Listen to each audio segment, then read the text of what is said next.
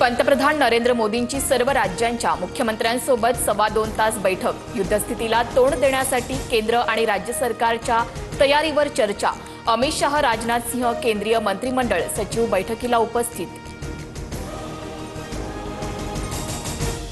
अफवांमुळे petrol पंपावर रांगा लावू नका. इतर देशात शटडाऊन सारखी स्थिती, मात्र भारतात उत्तम मॅनेजमेंट. लॉकडाऊन लागण्याच्या अफवा पसरवणाऱ्यांवर फौजदारी गुन्हे दाखल होणार. मुख्यमंत्री फडणवीसांकडून स्पष्ट. भोंदू अशोक खरात प्रकरणात पीडितांना आम्ही पूर्ण संरक्षण दिले. अजूनही काही तक्रारी दाखल होण्याची शक्यता.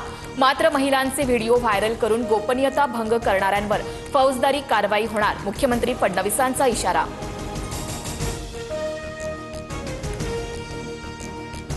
सुषमा अंधारेंनी चाकणकर, केसरकर, अतुल सावे, हेमंत गोडसेंचे खरातसोबतचे फोटो दाखवले.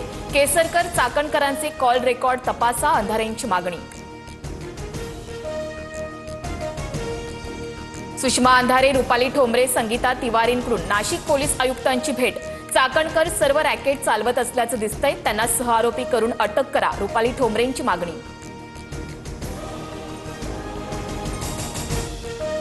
इराणच्या लष्करी नेतृत्वावर अमेरिका इस्रायलचा प्रहार. IRGCचे प्रमुख मोहम्मद वाहिदीचा खात्मा केला.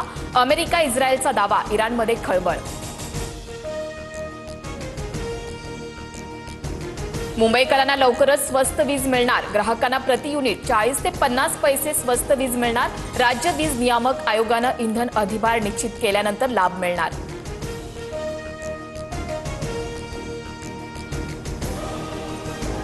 मुंबईच्या कोस्टल रोडवरील जय होच्या धूनचा रहिवाशांना त्रास. म्युझिकल रोड रात्री 10 ते सकाळी 6 वाजेपर्यंत बंद करण्याचा मुंबई पालिकेचा निर्णय.